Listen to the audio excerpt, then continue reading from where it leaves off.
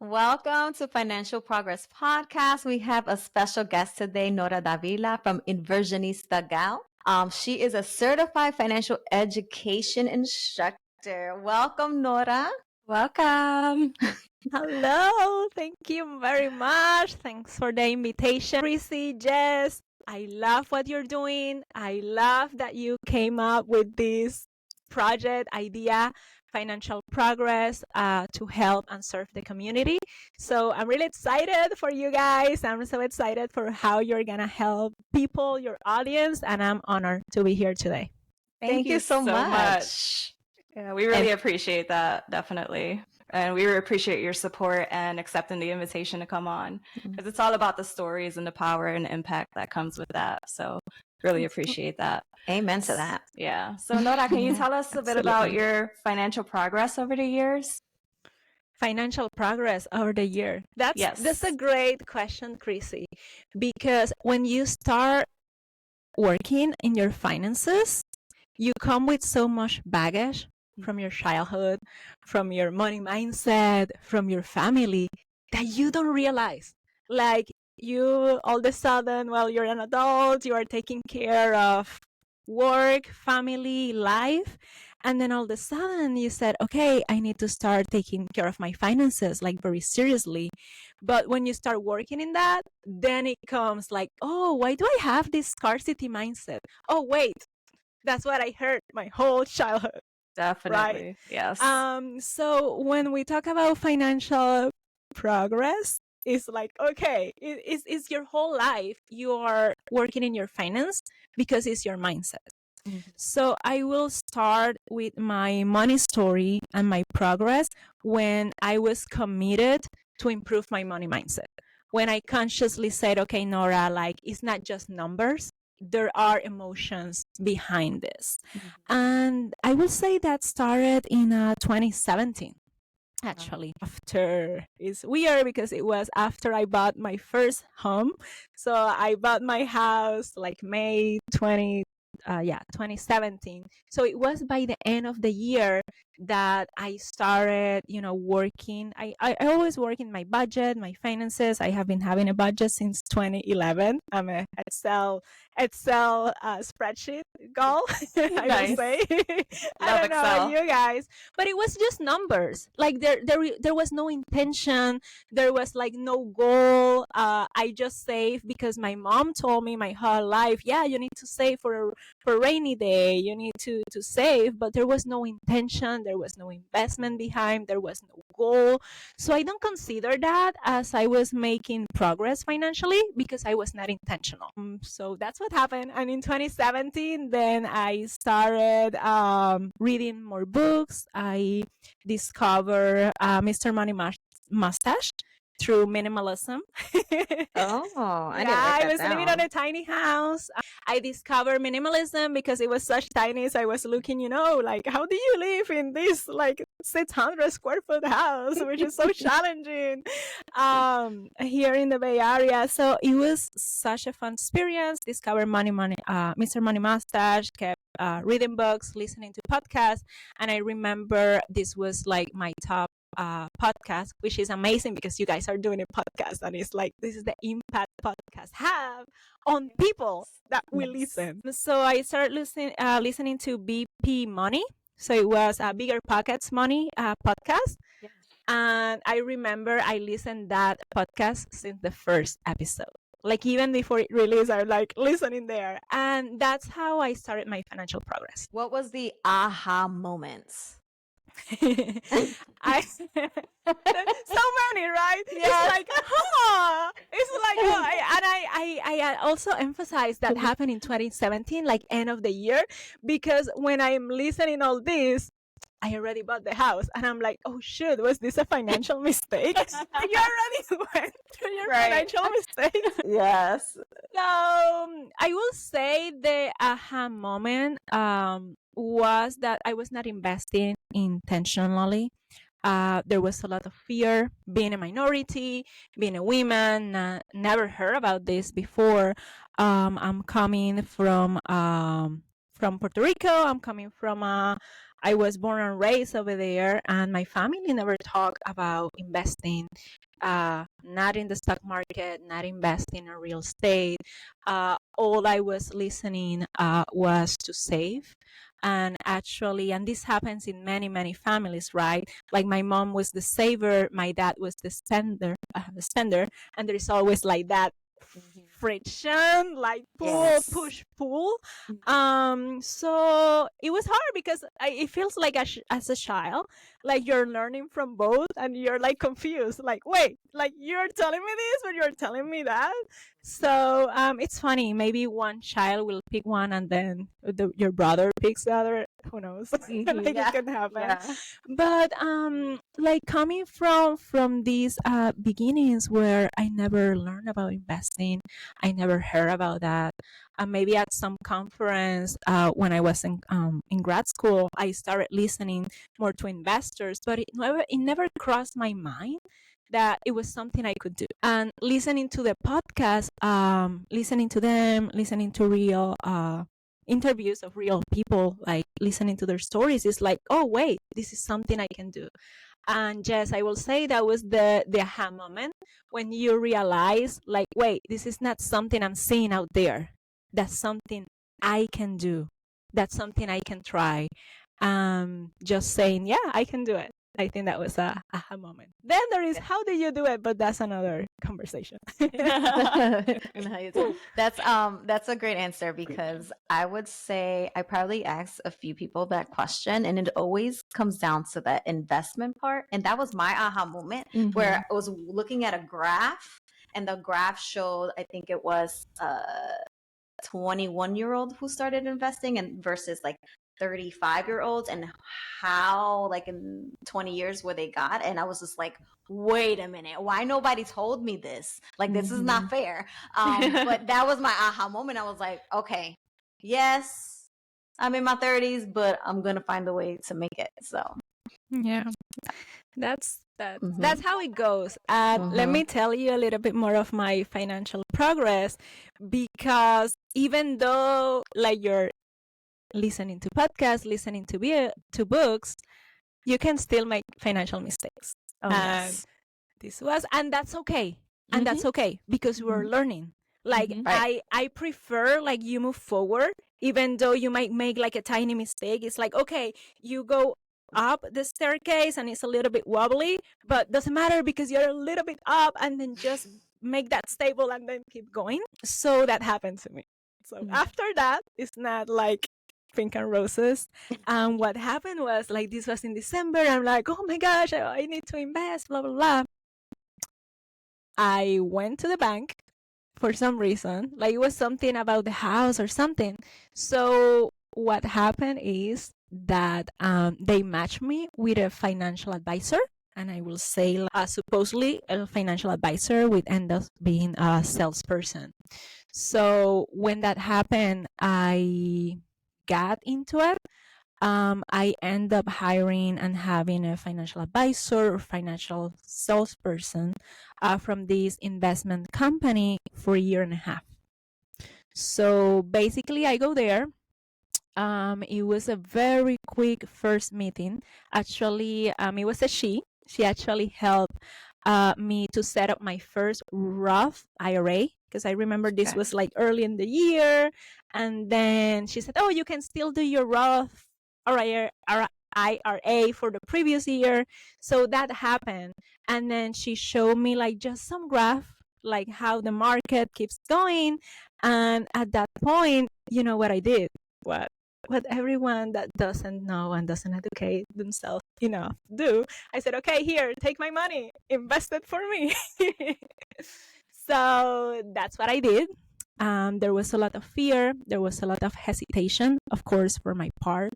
I have this amount of money. Like I said, okay, I want to invest this one because like it's safe. It's like losing money to inflation. Like interest rates were so low at that time. We decided on the strategy of, instead of doing investing the lump sum, we were going to split that in 3 parts, and then we do it over a period of 3 months. So that was kind of the strategy. And I say that helped me a lot to understand how it works. So by the end of the term, then I was ready and say like, hey, like what you guys are doing, I'm getting all these letters, you're doing so many trades, where are you putting my money on? It was so confusing, so weird. I didn't understand anything. And I said, okay, I need to learn about this. And then finally, I was able to get out of that. But for that whole year and a half, my money didn't grow as it was supposed to. They were charging supposedly like 1% for their financial advisor fees.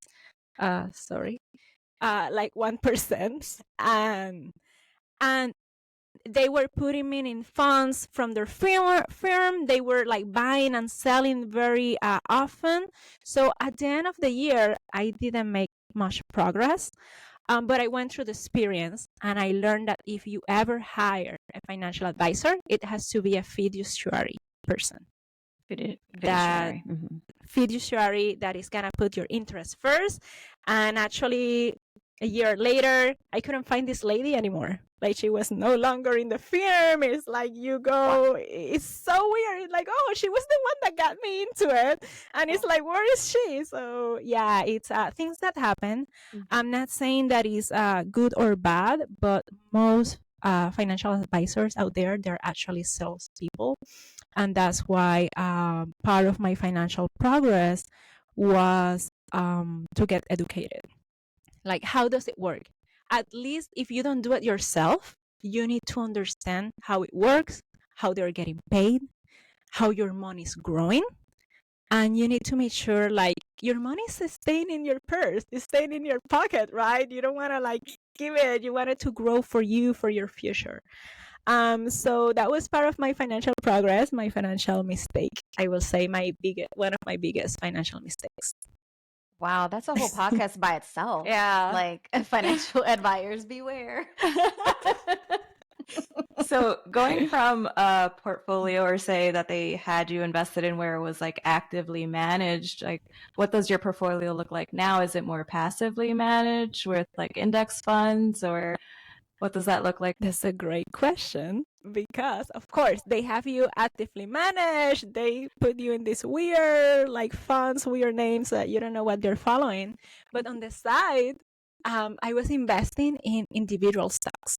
So I was saying, oh, I'm buying like my companies, which is actually was very scary at that time. I remember when I put the order for my first stock, it was like $50. And I was like so nervous to buy this thing. Like I thought about it for the whole week, like you know. So I was doing that on the side, and you just keep learning. I learned that that's a very risky way to invest. Like you just pick in your own stocks, individual stocks, different companies. So from there, how my portfolio looks like today is mostly invested in index funds, passively managed, through Vanguard or through Fidelity. I love both, and I teach, I use both. But pretty much low cost index funds, passively managed. That's what I have for my stock portfolio. It's funny that you say like I think it's because the lack of financial education, because I probably downloaded, I think, the Robinhood app the first time, like before going into investment. I was like, oh, what do I do here? They said I got 3 free stocks. Right. Like, okay. So, and then I started purchasing like little ones here and there, but I'm like, now I'm just like, what? I still have the app, but I don't really use it. So I'm just like, maybe I just start taking out my money. It's fun. It's nice that you mentioned that, because there is a lot that comes with individual stock investing. It's fun. Like, it's fun. Like, you get your emotions in, but to me, that's not where real wealth is made, right? Correct. I still have my small fun portfolio where I buy individual stocks. Which is not in Robinhood. I don't recommend Robinhood. Have you guys watched the Dumb Money movie? I haven't. I started and I didn't finish, but let me put that as a reminder. Yes, I'm gonna write that down as well. Oh, I watched it like early in the year. Yes. Oh my gosh, I watched that. Dumb Money is about what happened with the GameStop. Oh You yeah. know that the short sale, Yes. short push. Oh my gosh, we all went through that, right? In real, like in real Yes. life, like we were Yes. hearing the news, listening the news. But I will say that movie gives like a different perspective of what investing is, like the risk, how it works, and of course Robin Hood, or portrait of Robin Hood Company, what Right. really they did during that time goes in there. But once you start investing in individual stocks, then you have to think like, oh, do I sell them for a profit? Like how that impacts my taxes, Yeah. etc. And there is like a little bit of things you need to consider, but definitely that's a movie I watched twice. I remember like I was flying to Puerto Rico, so I watched it on my way there, and then coming back I said, oh, let me watch that again. Let me watch it. Nice. It's really, really good. And there is actually there is one funny scene in the movie with a Latino family. So they portray different persons that are learning investing from a YouTube video, right? From the guy that is doing YouTube. And then there is like this Latino guy that he's learning, he's going to invest, and then he goes to home and he's talking to his family, and it's really interesting the feedback he's getting from his mom. And it's actually, the scene is in Spanish, which is quite fun. And the translation is like, oh, mijo, you need to be careful because investing is addictive. That's like drugs. You should stop investing. And it's like the reaction, oh, mom, really? And he's like in his Robin Hood, oh, really? Like first, who wrote this scene, and second, it's so relatable. Like people are scared, like comparing investing to addiction. For like it's hilarious. Like I really, I don't know. At some point I wanna find that scene and make a meme for social media. Yeah, that would be great. But it's like that. Like I remember my mom when I told her about investing. Like, hey, I'm learning to invest. Like we're coming from under like minorities, underserved communities, that we are not used to these topics. We think investing is not for us. We think it's for other people. You can start with 5, 10, 50 bucks less. And when I remember talking to my mom early on about this, and it's like, oh, be careful. Like, and it's just because you're not educated enough. I don't know if you guys know, but one of the reasons why I started my podcast in Spanish was to help my mom. And my mom now is an investor. Oh, yes. And she started, like people call it late. She started investing 60 something, like in her 60s. And she's like so happy. And that's actually amazing. Yeah, like you feel this sense of security. Like even at 60, it's like, mom, why do you want to invest? It's like, no, I want like to make sure I have money, for retirement, like nursing home or whatever. It gives you peace. So at some point in your financial progress, you are not just looking to make your money work for you. You also want that peace, right? Definitely. That defines success by itself. Definitely. Like your mom's investing now. That's awesome. I wanted to point out too, if I'm not mistaken, Christy and I also started our financial journey in 2017 as well. Wow. Yeah. So that's that's amazing. Something special about that year. Well, we were connected through the universe. We are connected now. Yes. So I also want to say thank you for doing this podcast in English, since I know that all of your content is in Spanish. Yes, we appreciate it. Absolutely. I love it. I need to practice more my English, my Spanish, everything. You're doing great. So. Yeah, it's wonderful. Before we get into our next topic, we talked about IRA and a Roth IRA, but can you explain that for our audience? Oh, yes. IRA is the acronym for Investment Retirement Account. Roth IRA is the same thing, investment retirement account with a Roth, and that Roth is just the distinction for taxes purposes. It's actually from the name that invented it, right, or put it together. whatever, Roth something. I don't remember his name. But what these two accounts are, they are a retirement account, but they are personal. They're like individual retirement accounts. They are not linked to your employer. They are not linked to anything else. So they are individual to each person. You can open them with a social security. Not sure. I know you can open an investment account with a TIN number, the tax identification number, if you don't have a social security number. For the retirement accounts, I'm not 100% sure if you can do it with your TIN number or not, but definitely you need your social security number. I want to emphasize that these are individual, that it doesn't matter like if you have the job or not. You need to have earned income in order to contribute to them every year, in order to use them.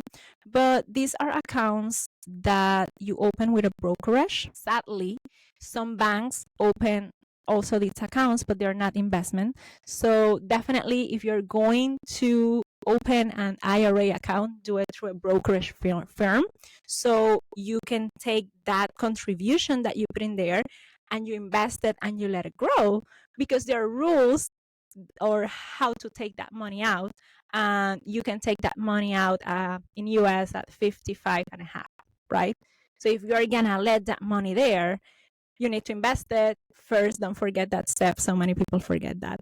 And second, don't do it through a savings. Some of these IRAs are like embedded with savings. Is like, that's not gonna grow like fast enough, okay, for them to work for you. And another important thing about this IRA, and I'm glad you asked, Jess, is that because it's individual, like anyone can have them. Some people don't know that there is also a clause. I don't know if this is relevant for your audience, but at least for a Gal's Inversionista Gal audience is very relevant, that you can have a spousal IRA, spousal Roth IRA, even though you might not have earned income that year. If you are a stay-at-home mom, if you're not currently working, but you're married, right? You can open this retirement account for yourself using the earned income from your partner. And so many people forget that. It's like, yes, right? And that's something important to mention, because it's available for everyone. It's available there. Even for kids. So some parents, right? If your kids are working, if they're younger than 18 and they're not old enough to open their own IRA account, you as a parent, you can open a Roth IRA, or you can open an RIA for your children, for your kid, as long as they are earning the income. So they have a job, you're paying them to do something, I don't know, for your business, for your chores or something. As long as they have earned income, kids can also have these individual retirement accounts. There are limits every year, and it keeps increasing, right? How much you can put in a year on this retirement account. But step by step, they keep growing, right? We know that whole story of what's the guy that they want to change the rules for the Roth IRA because the guy is like the billionaire now and has so much money in his Roth IRA that that Congress is like, wait a second, these accounts are too good. We need to like restrict them now. Right. So, but yeah, they're excellent accounts. And they've been increasing it every year. Yes. So they have, Yes. Hopefully it doesn't stop. But Yes. Yeah. Absolutely. And if you are like, the limit right now for 2024 is 7,000 per individual. You can still, before April taxes day, you can still contribute to the previous year. But if you are over 50 years old, there is also catch-up contribution, I believe, for those accounts. So you can put a little bit more. I don't know. Do you know more about that, Chrissy? I don't know what the dollar amount is, but I do believe you're correct that there is a additional money they could put in if you're the cash older than that. Yes, catch-up contribution. And what age you said that was for? After 50. After 50. Yeah. All right. We're not too far After away. 50. Okay. Yeah. That's good to know. I think 1,000. Okay. Yeah, That's good to know. I had to Google it, you know, because Yeah. I want to make sure. No, that's okay. Well, thank you for sharing that, Nora. So, to our audience, I know that you have a lot of information about financial independence. So, would you provide us with your 7 steps? Yes. Thank you so much, Jess. So all these things like being an investor, becoming an investor, becoming an inversionista, I mentioned in the beginning, it has to come with intention. It have to come with purpose. What you want to accomplish. Right. In my personal story is for financial independence, financial freedom. I was so into the FIRE movement. Oh my gosh. Until you get you are like there and it's like, wait a second, like I don't want to retire early. Like, is it just a FI or FIRE, right? So I went through all that actually in the last 2 years. It's a path of reflection, self-knowledge, and self-love. Working on your finances is an act of self-love. With that, the financial independence, its foundation is to become an investor. Yes, working in all the other areas that you talk about, but what comes behind that is the financial planning. And that's what I wanted to talk a little bit more about the financial planning progress. I don't know, Jess, do you want to cover financial planning or do you want to come financial independence? Because I do. Like the financial planning, and let me go very briefly because I had these 7 steps that I want to talk about, and it's like what's the financial planning process. And this is when you are when you are on the underserved community and then you want to work with someone to help you with the financial planning process, which is like, the first step, you need to get to know your situation and you need to get to know yourself so many times. And I'm sure maybe this happened to you or people you know. It's like, oh, I want to improve my finances. I don't know where to start. And then it's like, oh, that's great. But why? And then it's like the second why, the third why. At the end, many times, it's like it can come from 2 places. It's like I want to improve myself, or I have this big goal, or it's just because I'm supposed to do it. I'm supposed to get ready for retirement. That's why I want to do financial planning, take care of my finances. And the first step will be to tune with yourself and make sure to understand like why you're doing this. Because it's not gonna be easy, right? It's not gonna be easy. It's not, it's not easy. And you always need to come to your why. Why do you want to do this financial planning? Why do you want to get through it? One of my best, it's not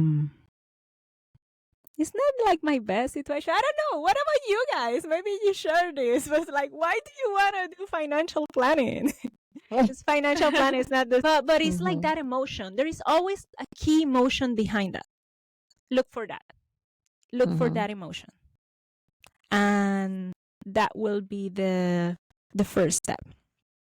The second step will be identify your goals, right? And this is important that it comes as a second step and not the first one. Don't jump into a goal if you don't know why or how do you want to feel when you achieve that goal. Because this happens in life to all of us. You have a goal, you accomplish a goal, and then you don't feel it. It's like, yeah, right? Did that happen to you guys? Yes, of course. Right? So it's like, don't set a financial goal before you understand your why. So the second step is to identify the goal. And there are so many things we can follow. We can follow the SMART, right? To set a SMART model, to set up a goal. Does it have a time bound? Does it have an amount? Can you track Can you track that goal? So important in your finances. And I will add, like, can you track your emotion while you're working towards that financial goal? Because they're going to go up and down. Right? Yes. Especially if you're an investor, right? Especially if you have your money in the market. This year, stock market has been wonderful. Last year was great, but the year before, oh my gosh, that year was tough, right? Right. Right. 2022 was like, oh my gosh, Yeah. what am I doing? Okay, keep it up. What's your why? Right, What's my right. goal? Am I contributing? Okay. Mhm. So that's it's step number 2. Step number 3 in the financial planning process will be, and this is something your audience or you guys, well, I'm just saying, like, you can do it by yourself or you can work with someone to help you go through this process.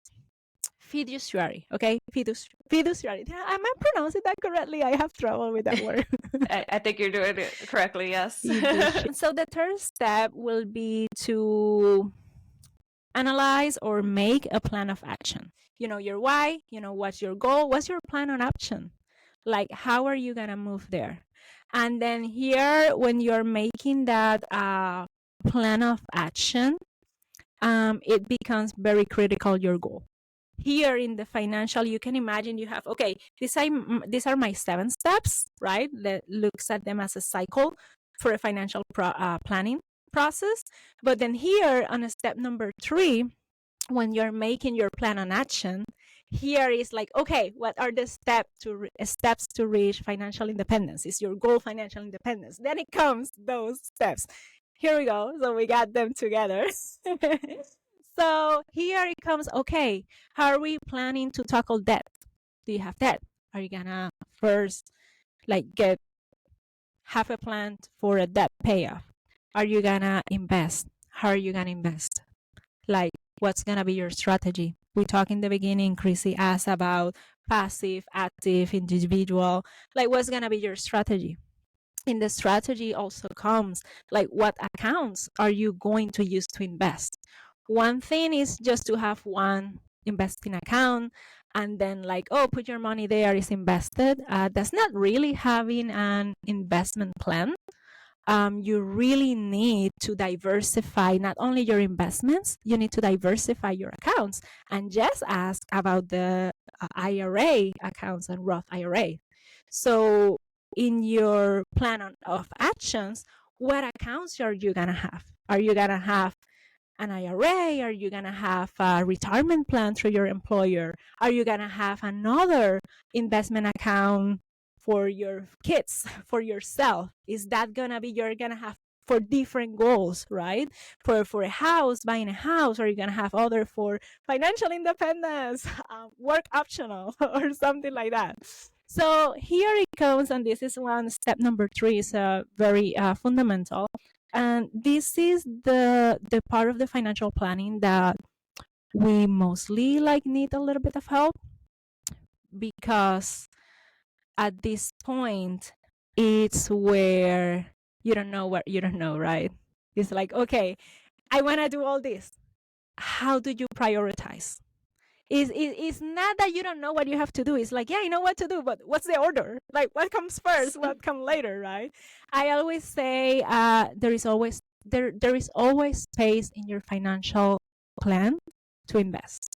Even though if you're paying debt, please invest at least $25 a month, at least $50, whatever you can. Like, don't let it on the side, because it's gonna do 2 things for you. The first is gonna help you grow sooner. Just mentioned in the beginning, the earlier you start, the better. And the second is gonna start working in your mindset. When you see that money grow, you're going to believe on it. You are gonna be breaking that cycle of what you didn't learn from your family that you never heard of investing. Like, you're gonna see for yourself that at least those $50, $100 are growing slowly, and that's gonna help a lot with your mindset and seeing that it's possible for yourself, and that's really important. Okay, Okay, so step number 3, now you have your financial plan, include investing in there. Step number 4 will be develop that financial planning course of action, right? What steps you're gonna do. Okay, so you lay out your plan. Okay, like what step and what order. And now you can start putting dates. Okay, don't do everything at once. And this is why this is a step by itself. Because once you have a financial plan, oh my gosh, I feel so overwhelmed. Right? I need to do all this. It's like, no, like, okay, step number 4, don't do everything at once. Let's develop very well this financial plan recommendation. And now we are gonna put dates of when do you want to accomplish, or get yourself also a little bit of grace, because it can be, It's important. right? We need to do that. Just like recognize that you're making progress towards it. So step number 7 will be like representing and presenting those recommendations that you have in your financial plan. So for the step number 5, not only you are aware, and let me say, this is a process that is not linear. I mean, this podcast is called Financial Progress. It's not linear, right? So you might develop the plan and it's like, okay, let me go back, fix this. Let me leave that for next year. Oh, that's not really my goal right now. So you can go back and forward.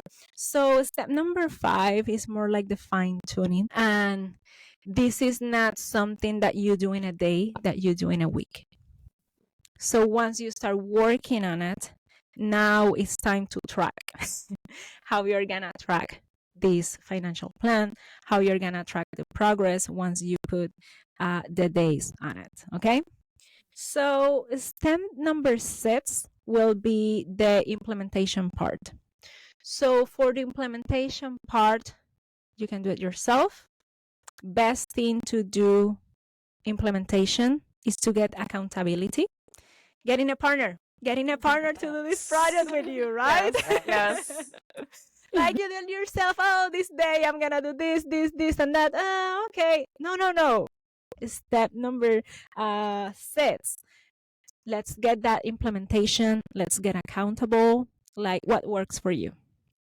There's so many things that work for you. Some people, you just put it in your agenda, it works. I heard also sometimes people say, oh, if I say it out loud, or if I say I'm gonna do this to a friend, then I'm gonna do it. So like, that never works for me. So it's like, yeah, get accountability, like fill your calendar. This is something that works for me. Whenever I have a goal, I go to my Google Calendar, I put that one, and I said, okay, I have this goal for November. You know what? 3 months before that, I have a reminder. In case I'm falling behind, have that reminder like 3 months before. So do whatever works for you. It actually is very important in your process, that implementation step. And here you can also consider what you guys are doing, like join a community, be part of a community, make sure you're listening podcasts like this one. You keep engaged so many times. Oh, you start listening to a podcast, you might feel overwhelmed, or you listen to so many people, right? Joining a community, listening to podcasts, because sometimes, oh, you're so engaged in the beginning, but then you lose it. Yeah. So, okay, you have all this plan, you spend all this time, all this energy, you know your why, but you don't want to lose momentum. So that's why, like, subscribe to a podcast that inspire you, that you want to follow, that give you reminders week to week or month to month. Oh, let me listen to this podcast. Oh, they talk again about the retirement account. Oh, that was in my financial plan. I forgot. Let me look it up. So that also helps. You don't need to, especially like if you are not in a position like, oh, I want to actively like invest in someone that is helping me to do this. hey, do it with a podcast, right? Most of them are free. I don't know. Your podcast is gonna be free. Oh, yes. Absolutely. Yeah. Okay. Awesome. Okay. Financial progress podcast. Yes. I had to ask her. No. No, yeah, that's a great way to keep engaged. Join a book club, listen, read to the books.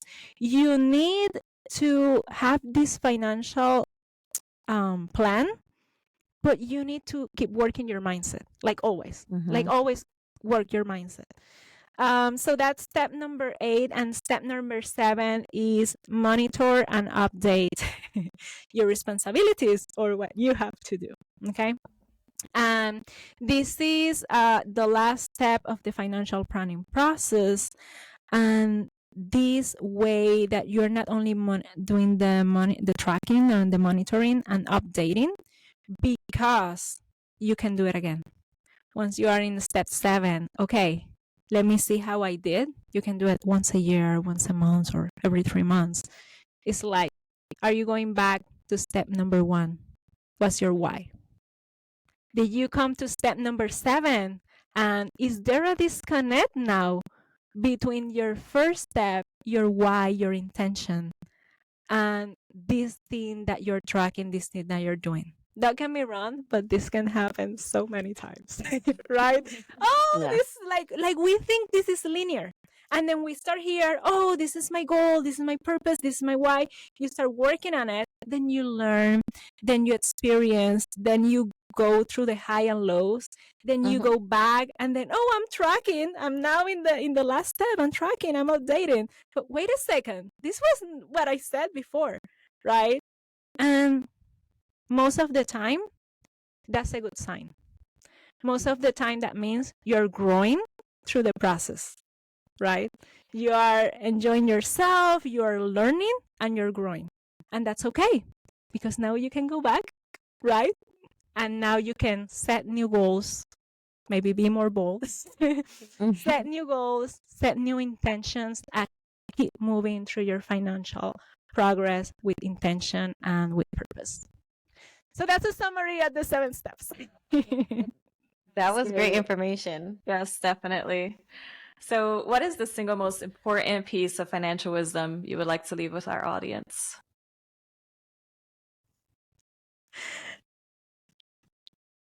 Okay, a single one. Prissy, this is hard. And now that I remember, actually, now I remember I read this, right?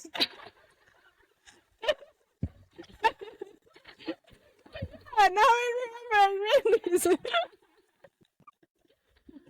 Oh my God.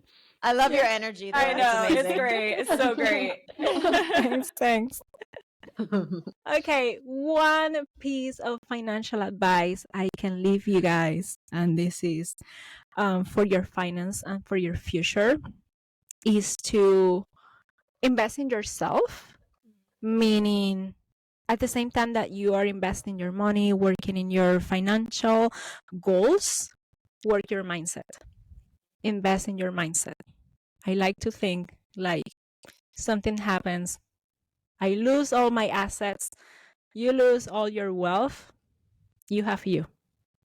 You have your knowledge, you have your mindset, you have what you learn in this financial process.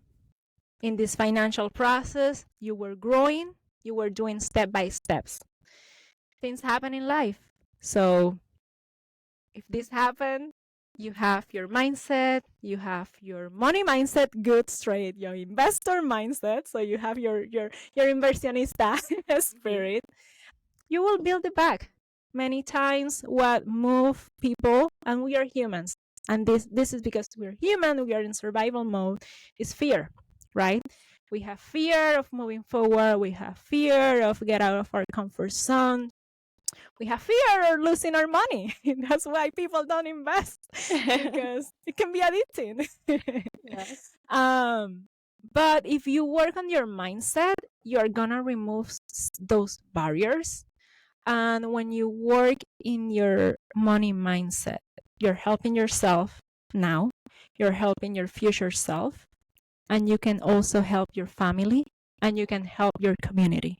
you can help the next generation, like your cousins, even your mom, right? Your previous generation, like your mom, your parents, right? Yes.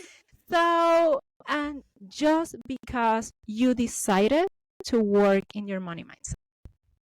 So that's my single financial piece of advice. Nora, Amazing. Nora, That was Nora. great. That was great. Loved it. You gave us so much information. This is amazing. Like with your 7 steps, even if your important piece, we thank you so much for being here. Can you tell everybody where they can find you? Great. That's a good question. Thank you so much, Jess. People can find me in inversionistagal.com. Well, .com. Let me do it in English. Inversionistagal.com. Where you will find, actually I have free resources. One thing, all my content and education is in Spanish. Awesome. So my target, well, I mentioned it was like my mom, because she doesn't speak English. So I started in Spanish. I also I teach in English with some nonprofits and stuff, but all my content, like if people want to get like a basic investing guide or financial planning guide, you can go to inversionistagal.com. Thank you. We needed the Spanish content, so we appreciate you for that. Yes, I don't know Spanish, so it's amazing that other people are focusing on Spanish because it is needed in the community. So appreciate that. Yeah, thank you so much. If you listen to one of my podcast episodes, like you will say, wait, was this in Spanish? Sometimes I have Spanglish because I learn in English and I speak English also like whole day, at work and stuff. And it's like, oh, so it's more like Spanglish. And it's like, oh, this is the term in English. Let me translate for you guys. Which is it's really nice, but really this financial planning process, financial planning progress is something so relevant for all of us, and I'm so glad you guys are working on this, are working to help the community. We need more people talking about money. We need more people stepping up, and I know it's not easy. But you guys are doing it, and I hope people that are listening to this episode can find a little bit of guide, right? Again, this is just for entertainment, educational purposes. It's not, investment advice by any means. Nice disclaimer. With this podcast episode, absolutely, we need to do that. But and most of the time, that's not what you need. You don't need investment advice. You need inspiration. You need motivation. You need to see people that were like you and had financial progress, had now like investment properties, are making money, are getting dividends. Their investment are growing faster than their income. So you need to see that in real people. And that's why it's so important, the work that you guys are doing. So thank you so much. Thank you for the invitation. Thank you for accepting our invitation. And thank you so much for your time. We really appreciate you on this podcast and supporting our journey. So absolutely. So you're the best. Yeah, thank you. You can follow us on Instagram at Financial Progress Podcast. And thank you for listening. See you till next time. See ya. Bye. Bye. Bye. Thank you.